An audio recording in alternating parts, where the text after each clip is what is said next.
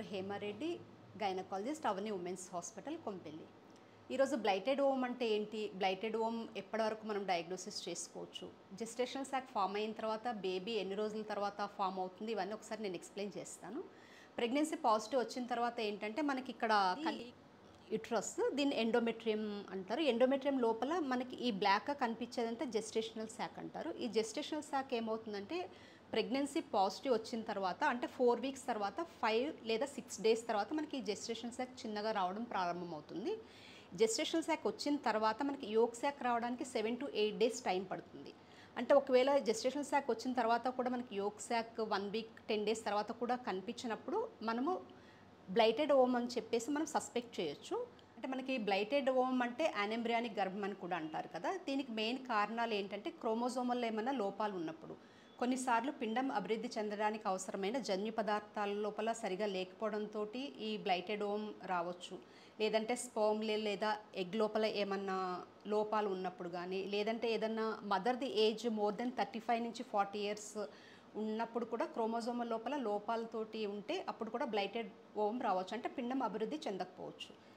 లేదంటే కొన్ని environmental pollutions కానీ, లేదంటే పేషెంట్ ఏమన్నా మెడిసిన్స్కి ప్రీ ప్రెగ్నెన్సీ అప్పుడు ఎక్స్పోజర్ అయినప్పుడు కూడా ఒక్కొక్కసారి క్రోమోజోమల్ లోపల లోపాలతోటి పిండం అభివృద్ధి చెందే అవకాశాలు కూడా ఉంటాయి.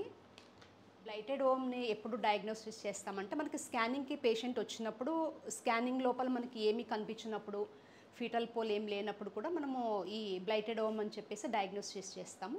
ఈ బ్లైటెడ్ ఓమ్ ఉన్నప్పుడు మనకు అసలైన కారణాలు ఏంటి, జెనెటిక్ ప్రాబ్లమ్స్ ఏమన్నా ఉన్నాయా లేదా అన్నది మనకి బ్లడ్ టెస్ట్ లోపల తెలుస్తుంది. ఒకసారి బ్లైటెడ్ ఓమ్ వచ్చినప్పుడు మళ్ళీ తిరిగి రిపీటెడ్గా వచ్చే అవకాశాలు 10% ఛాన్సెస్ అయితే ఉంటాయి. ఏదైనా క్రోమోజోమ్ అబ్నార్మాలిటీ మదర్లో కానీ లేదంటే ఫాదర్లో ఉన్నప్పుడు మళ్ళీ అది రిపీట్ అయ్యే అవకాశాలు అయితే ఉంటాయి. అంటే యూజువల్గా ఏంటంటే ప్రెగ్నెన్సీ పాజిటివ్ వచ్చినప్పుడు పేషెంట్ ఉండే సిమ్టమ్స్ అంటే నాసియా రావడం కానీ, లేదంటే ప్రెగ్నెన్సీ పాజిటివ్ వచ్చిన తర్వాత బీటా హెచ్సిజీ లెవెల్స్ అవన్నీ చూసుకుంటాం కదా. మనము చూసుకున్న తర్వాత ఒకవేళ బ్లైటెడ్ ఓమ్ ఉన్నప్పుడు ఏమవుతుందంటే ఆ బీటా హెచ్సిజీ లెవెల్స్ అనేవి మెల్లమెల్లగా తగ్గిపోతాయి. దాంతోపాటు ఏమైనా సిమ్టమ్స్ తగ్గిపోయినప్పుడు ఒక్కొక్కసారి మనము ఈ బ్లైటెడ్ ఓమ్ ఒకవేళ స్కానింగ్ చేయకపోయినా కానీ మనకి బ్లైటెడ్ ఓమ్ అని సస్పెక్ట్ చేసుకున్నప్పుడు మళ్ళీ తిరిగి రిపీటెడ్గా స్కాన్ చేసినప్పుడు మనకి ఈ బేబీ డెవలప్ కాకపోతే మనము బ్లైటెడ్ ఓమ్ కింద సస్పెక్ట్ చేయొచ్చు. బ్లైటెడ్ ఓమ్ ఉన్నప్పుడు మనము ఎట్లాగా ట్రీట్ చేస్తామన్నప్పుడు యూజువల్గా ట్యాబ్లెట్ తోటి ట్రై చేస్తాము. ఒకవేళ ట్యాబ్లెట్ తోటి కంప్లీట్గా పోనప్పుడు మనము సక్షన్ ఎవాక్యుయేషన్ చేసేసి మొత్తం అంతా లోపల ఉన్న ప్రొడక్ట్స్ అన్ని తీసేస్తాము. తీసేసి ఒక్కొక్కసారి ఏంటంటే దాన్ని జెనెటికల్ టెస్ట్ కూడా పంపించవచ్చు. లేదంటే మదర్కి ఫాదర్ది ఇద్దరిది క్రోమోజోమల్ స్టడీ కూడా పంపించుకుంటే మనకి తర్వాత మళ్ళీ ఏమైనా ప్రెగ్నెన్సీ ప్లాన్ చేసుకున్నప్పుడు దాంట్లో ఏమైనా అబ్నార్మాలిటీస్ ఉన్నాయా లేదన్నది కూడా మనం డయాగ్నోసిస్ చేయొచ్చు.